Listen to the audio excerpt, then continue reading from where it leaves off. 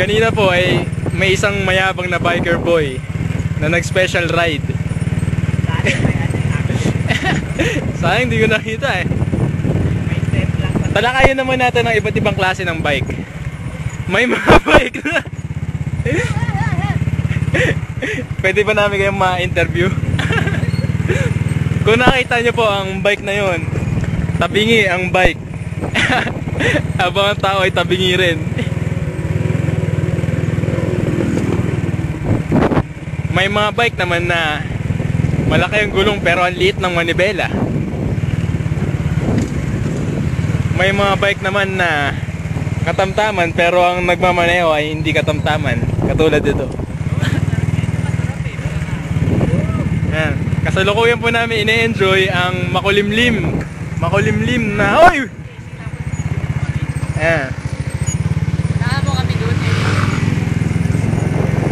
Nandito po kami sa kahabaan ng Vista Verde North Avenue, kung saan kami ay papunta sa doon sa tinalo namin kabayo sa karera. Kukuhanin namin ang premyo namin. Ito po ang mga contestant na tumalo sa kabayo. Sila ay proud biker boys ng Capri. Yung isa doon na may checkered na bike ay ang siga ng Capri. Gumugulpi yan ng professor, lalo na ng mga papakain po yan ng buhangin. Yung isa naman po, ganyan ang mga biker boys.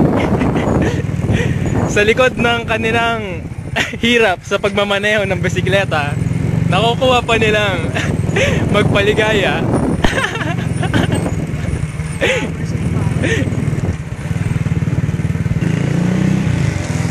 Dito sa Vista Verde ay masarap magbike. Unang-una, mainit. Pangalawa, walang hangin.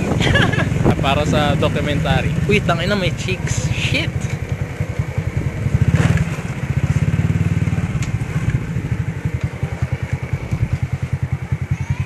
Ayan, makakasalubong po nila ang chicks at isang chicksilog. Kadiri. Chocolate po yun. Yeah.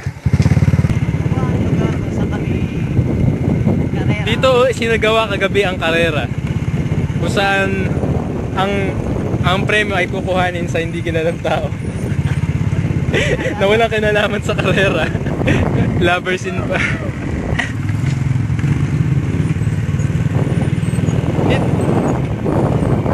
Sa susunod na eleksyon, balak namin iboto, balak ng mga biker boys ay boto si Eddie Hill, dahil isa sa plataforma niya ay lagyan ng payong ang buong Pilipinas.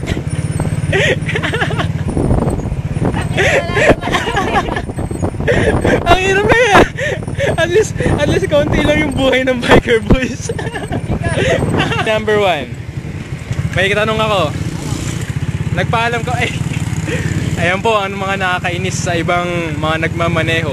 Hindi tumitingin sa paligid nila. Muntik na matamaan si biker boy number 1.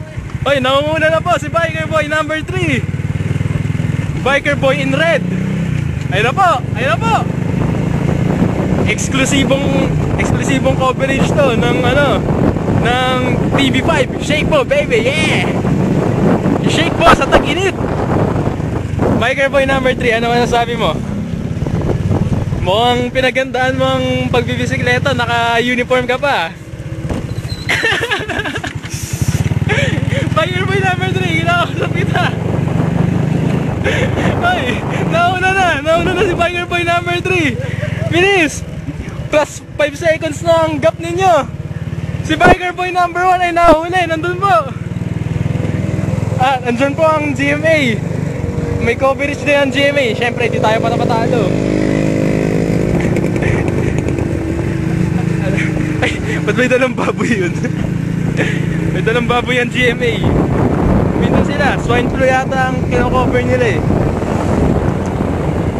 Ayun, nanalo si biker boy.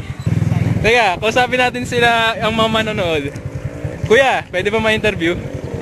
Ano masasabi? 5. Shake niya sa tag-init. Bilis, ang init na.